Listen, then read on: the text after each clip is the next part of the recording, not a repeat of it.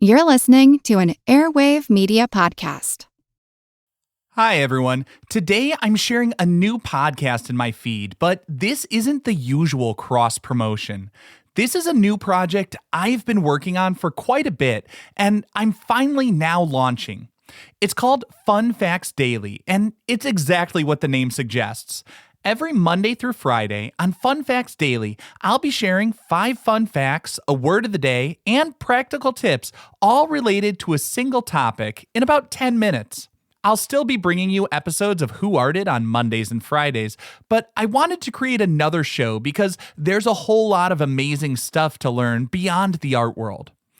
I've been wanting to do this for a while now because I'm not just a teacher, I'm also a lifelong learner, and I love to share the amazing stuff I find. Over the last year or so, I've noticed a lot of the news shows I listen to left me feeling wound up or anxious. So I decided to create the kind of show I want to listen to by focusing exclusively on the good stuff. Every episode has fun facts and interesting stories that are all clean and appropriate for listeners of all ages, so you can listen with your kids and learn together, or take time for yourself and just relax and learn something awesome. Today, I'm giving you a sneak peek of 2 episodes I think you'll enjoy. First, I'm going to have the episode of Fun Facts Daily on Leonardo da Vinci. Then I'll have my episode on inventions built off NASA technology. I hope you enjoy the show, and if you do, please help me out and follow Fun Facts Daily on your favorite podcast app. It's a brand new show, and I really appreciate your help getting it off the ground by giving it a listen, leaving a kind rating, or just telling a friend about the show. Thanks. Welcome to Fun Facts Daily, your source for just the good stuff. Monday through Friday, we're bringing fun facts and news you can use, all carefully curated to uplift and inform. So give yourself a break, relax, and learn something awesome in just a few minutes every day. Hi, everyone. Thanks for tuning in to Fun Facts Daily. I'm your host, Kyle Wood. Now, today, we'll be learning about the ultimate Renaissance man, Leonardo da Vinci. But before we dive into his incredible life and achievements, let's warm up our brains with a little challenge. See if you can tell fact from fiction.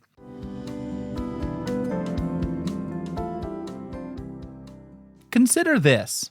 While movies might lead you to believe that museums have impenetrable security systems with laser grids and alarms that will sound if you even look at a painting the wrong way, the Mona Lisa was stolen in 1911, and after that, an investigation gripped the world. Police were struggling to figure out what kind of mastermind could pull off such a daring and audacious heist. Among the suspects questioned and even briefly detained by police was another towering figure in the art world, none other than Pablo Picasso. What do you think? It's a wild and fun story, but is it true? We'll investigate further and reveal the true suspects at the end of the episode.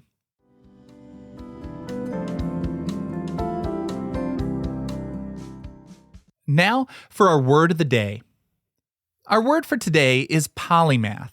A polymath is a person whose expertise spans a significant number of different subject areas, such as a person known to draw on complex bodies of knowledge to solve specific problems.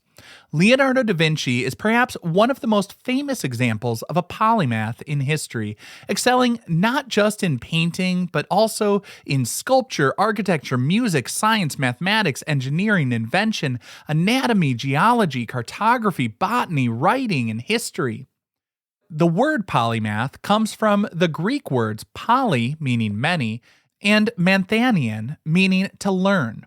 So a polymath is literally one who has learned many things. It perfectly encapsulates Leonardo's seemingly boundless curiosity and diverse talents.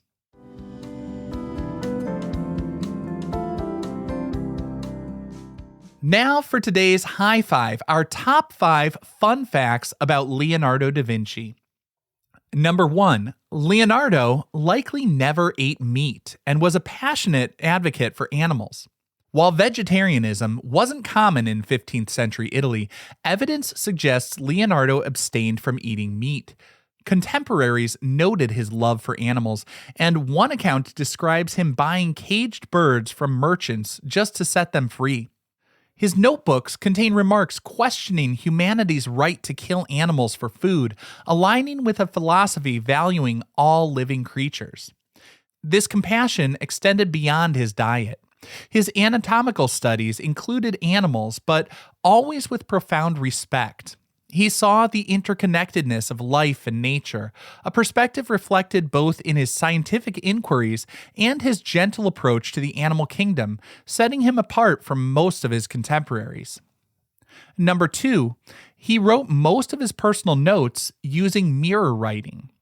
Thousands of pages of Leonardo's notebooks survive, filled with drawings, ideas, and observations. Intriguingly, much of the text is written backward from right to left, making it easily readable only when held up to a mirror. Why would he do this? The exact reason remains debated. Some scholars suggest it was a way to keep his ideas secret, especially potentially controversial anatomical or engineering concepts. Others proposed a more practical reason. Leonardo was left-handed, and writing from right to left prevented him from smudging the ink as his hand moved across the page. Whatever the reason, it adds another layer of mystery to his already complex character. Next up, Leonardo conducted detailed human dissections long before it was common practice. Centuries before Gray's Anatomy, Leonardo performed numerous dissections of human bodies to understand how they worked, producing incredibly detailed and accurate anatomical drawings. He dissected over 30 cadavers, men and women of various ages, meticulously documenting muscles, bones, the vascular system, and internal organs. His studies weren't just for art. They were pure scientific inquiry. His drawings of the heart, fetus in the womb, and skeletal structure were groundbreaking, revealing knowledge far ahead of his time.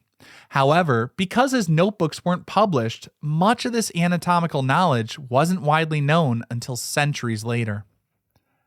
Number 4, he designed complex machines, including flying contraptions, centuries before they were built. Leonardo was fascinated by the possibility of human flight. He meticulously studied the anatomy of birds and bats, filling his notebooks with sketches and designs of flying machines.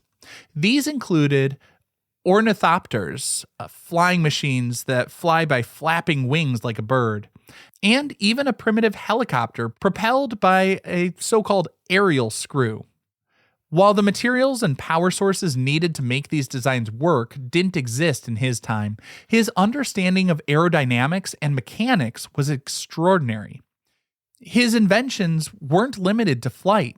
He also designed armored vehicles, sort of like a tank, hydraulic machines, musical instruments, and canal locks, showcasing his incredible engineering foresight.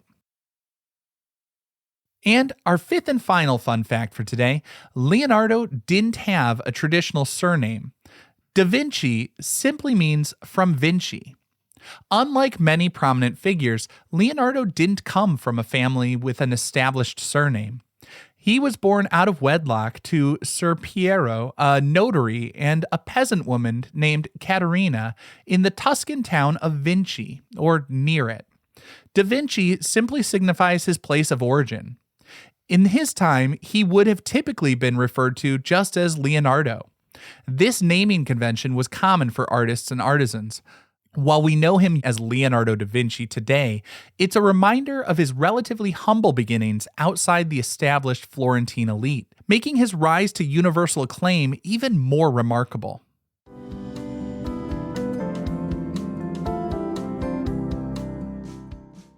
Now for some news you can use, especially if Leonardo's artistic genius has inspired you.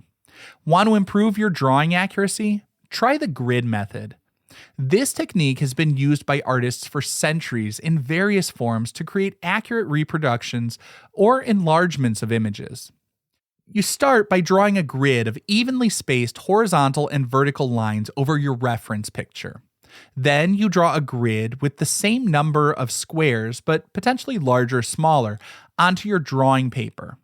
Instead of trying to tackle the entire complex image all at once, you focus on drawing the lines and shapes within each individual square, one square at a time. Breaking the image down into smaller, manageable sections makes it much easier to get the proportions and placement correct. It trains your eye to see the shapes and relationships more accurately. Simplifying the complex subjects forces you to focus on lines and shapes rather than getting overwhelmed by that whole picture. Renaissance artists like Leonardo were masters of proportion and perspective, using various tools and careful measurement techniques, including forms of sighting and potentially basic grid concepts, to transfer preparatory sketches accurately to larger works like frescoes or paintings. The grid method is a straightforward way for anyone to practice similar principles of observation and accurate reproduction, helping you tackle difficult subjects and significantly improve your drawing skills.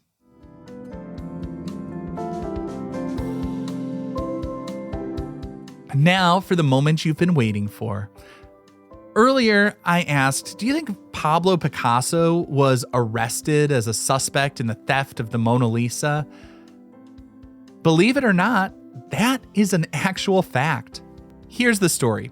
The actual thief was an Italian handyman named Vincenzo Peruggia, who had worked at the Louvre and simply hid in the closet overnight, walking out with the painting under his cloak the next morning. But the investigators were baffled. A few weeks after the theft, a separate, unrelated case involving stolen Iberian statues from the Louvre came to light. A man trying to sell the statues implicated the poet Apollinaire, who in turn pointed the finger at his friend Pablo Picasso, who had bought some of the stolen pieces years earlier.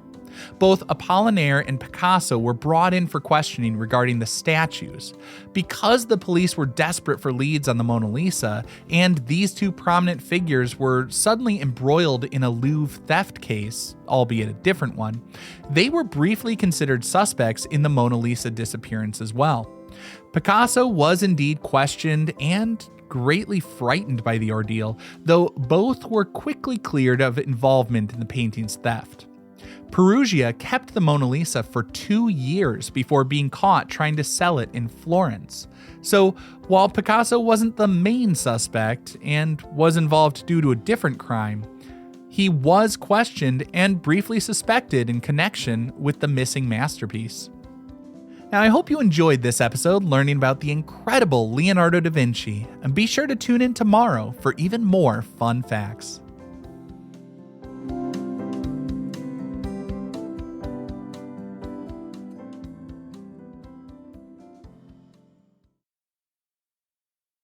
Hi everyone, welcome back. I'm your host Kyle Wood, and today we'll be learning about everyday items that originated from NASA technology and research. These are things you might be using regularly without even realizing they're out of this world origins. But before we blast off into the facts, let's warm up our brains with a little game. Think you can tell fact from fiction? It's not always easy. Consider this. We've all heard of Tang, that bright orange powdered drink mix often pictured alongside astronauts. It feels like the quintessential space food, right? The story goes that NASA invented it specifically to make water more palatable for astronauts in orbit. But is that true? Was Tang truly a NASA invention designed for the final frontier? Take a minute to think it over. We'll return to that at the end of today's episode. Now for our word of the day.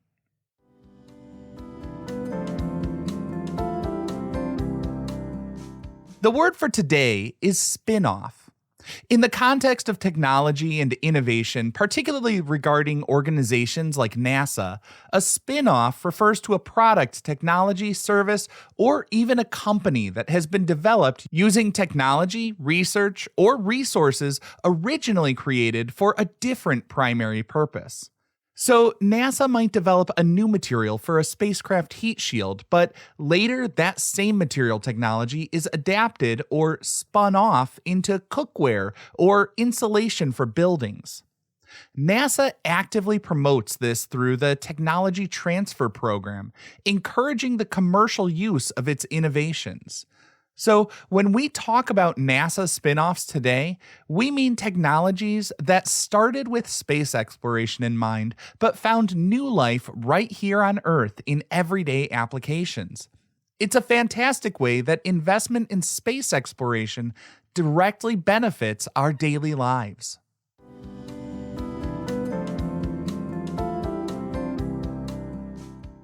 Now for today's mental high five, our top 5 fun facts about everyday items that came from NASA. First off, that memory foam mattress topper owes its existence to keeping astronauts safer during liftoff. Memory foam, or temper foam, was first developed back in the mid 1960s under a contract from NASA's Ames Research Center.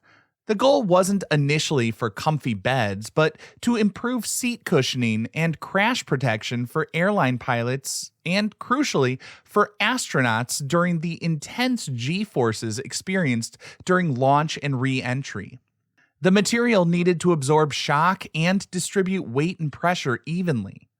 This viscoelastic polyurethane foam has a unique property of conforming to the shape pressed into it and then slowly returning to its original form once the pressure is removed. While NASA used it in spacecraft seats, its commercial potential was quickly realized. Today, it's ubiquitous in mattresses, pillows, medical padding for wheelchairs and prosthetics, helmet liners, and even footwear, providing comfort and support thanks to space-age origins. Number 2, you can actually thank NASA for that scratch-resistant coating on sunglasses. Plastic lenses for eyeglasses and sunglasses offered advantages like being lighter and more impact-resistant than glass. But the major drawback was that they scratched easily. This was a significant problem for astronaut helmet visors, which needed to withstand the harsh environment of space, including abrasive moon dust and micrometeoroids, without impairing vision. Scratches could be dangerous. NASA's Ames Research Center developed a special protective coating to make their plastic visors more durable. In the 1980s, the eyewear company Foster Grant licensed this NASA technology to apply a similar ultra-thin, transparent, and highly scratch-resistant plastic coating to their lenses. This innovation dramatically increased the lifespan and usability of plastic eyewear, making the scratch-resistant lenses we often take for granted today a direct spin-off from protecting astronauts' eyes in space. Next up, your handy cordless drill got a power boost thanks to NASA's mission to collect moon rocks. For the Apollo missions to the moon, NASA needed specialized tools, including a portable, self-contained drill capable of extracting core samples from below the lunar surface. They partnered with Black & Decker to develop such a device. The challenge was to create a powerful, lightweight drill with an efficient motor and a battery source that could operate reliably in the vacuum of space. Black & Decker developed computer programs to optimize the design of the drill's motor and minimize power consumption, a crucial factor for battery life. The expertise gained from this project directly fueled the development and improvement of cordless technology back on Earth. This led not only to better cordless drills and tools for consumers, but also paved the way for other battery-powered devices, from cordless medical instruments to the original dustbuster handheld vacuum. Number 4. Even baby formula got a nutritional upgrade thanks to NASA's research into long-term space travel food. This one is fascinating. While investigating potential life support systems and food sources for long-duration space flights, NASA scientists explored the use of microalgae. They were looking for ways astronauts could potentially generate their own oxygen and food on extended missions, perhaps to Mars. During this research, they discovered that certain types of algae were exceptionally rich sources of omega 3 fatty acids, specifically DHA and ARA. These fatty acids are naturally found in human breast milk and are critically important to infant brain, eye, and nervous system development. A company called Markel Biosciences Corporation, which had scientists involved in the NASA program, licensed this discovery. They developed a way to extract these nutrients from algae, creating a vegetarian source called formulade.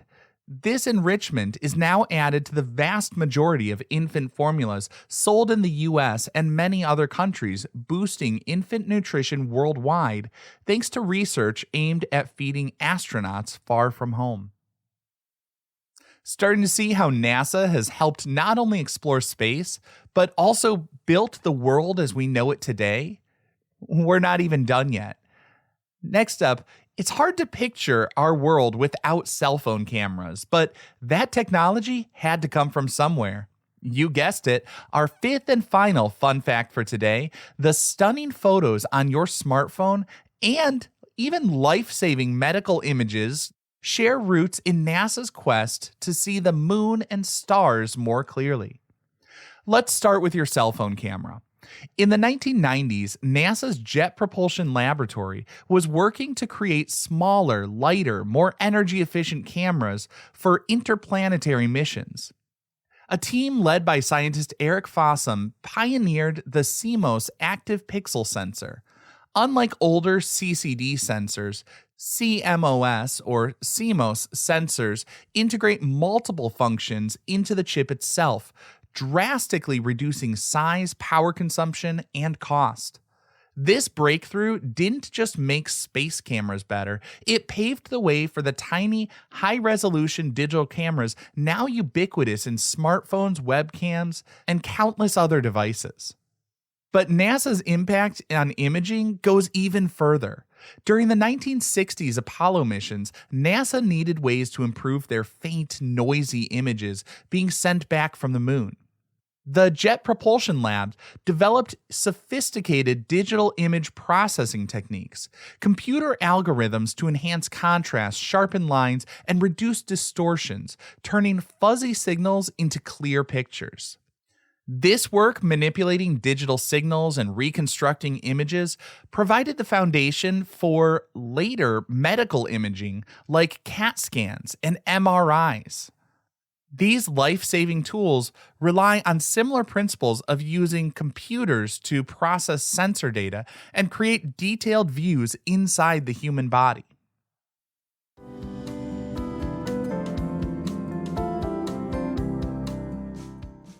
Now for some news you can use. Along with all the other everyday technologies brought to us or enhanced by NASA, we can thank the space program for our water filtration systems. NASA obviously had to do a lot to improve filtration technology to keep the astronauts hydrated on missions where water could be scarce, and they needed to find ways to recycle the wastewater. So, with that in mind, I want to talk to you a little bit about water filters. Whether you use a pitcher filter, a faucet filter, or one built into your fridge, be sure to change the filter cartridge regularly according to the manufacturer's recommendations. Don't wait until the water tastes bad or the indicator light, if you have one, tells you to. Set a calendar reminder. Those filter materials, like activated charcoal, have a limited capacity. They work by trapping and absorbing contaminants. Over time, they become saturated or clogged. And once saturated, the filter loses its effectiveness and might not remove impurities properly. In some cases, a clogged filter can even become a breeding ground for bacteria or potentially release some of the trapped contaminants back into the water.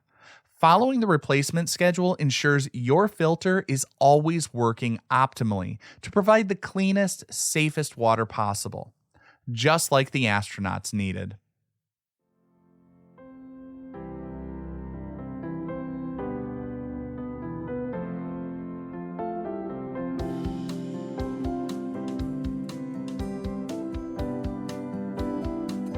And now, the moment you've been waiting for. Before we wrap up this episode, let's revisit the question from the very beginning. I asked if NASA invented the orange drink Tang specifically for astronauts. Is that a space-age fact or a well-marketed fallacy? This one is actually false. Whilst Tang certainly became famously associated with the space program, NASA did not invent it. Tang was actually invented by a food scientist named William A. Mitchell for the General Foods Corporation back in 1957, a year before NASA was even established. It hit test markets in 1959. So why the strong connection? Tang was used by the NASA missions, starting with John Glenn's Mercury flight in 1962 and continuing through the Gemini program. Astronauts reportedly didn't always love the taste, but it was a convenient way to make an onboard water supply, which sometimes had a metallic taste from the storage tanks, more palatable. General Foods capitalized heavily on this association in its marketing, cementing Tang in the public imagination as the astronaut drink. So, while astronauts did drink it, NASA didn't create it. The timing and clever marketing created a myth that persists today. Speaking of space food myths, let's talk about a gift shop favorite, freeze-dried astronaut ice cream. You know, the crumbly block of Neapolitan goodness? While it was developed by the Whirlpool Corporation under a contract with NASA back in the Apollo era, it turns out astronauts don't really eat it in space. According to astronauts, it's notoriously crumbly, and tiny crumbs flying around in microgravity can be a huge problem as they can get into the equipment or people's eyes. Reportedly, that freeze-dried astronaut ice cream only flew on one mission, Apollo 7, and it wasn't popular. Today's astronauts on the International Space Station actually have freezers and occasionally get deliveries of regular ice cream as a treat. So that freeze-dried block is more of a fun, earthbound novelty than actual astronaut chow. Fun Facts Daily is an Airwave Media podcast. It was written, recorded, mixed, and edited by me, Kyle Wood. Thanks for sharing a part of your day with me. Be sure to follow Fun Facts Daily on your favorite podcast app so you can keep the good stuff coming your way every day. And if you like the show, please do me a favor and leave a kind rating, review, or just tell your friends about it.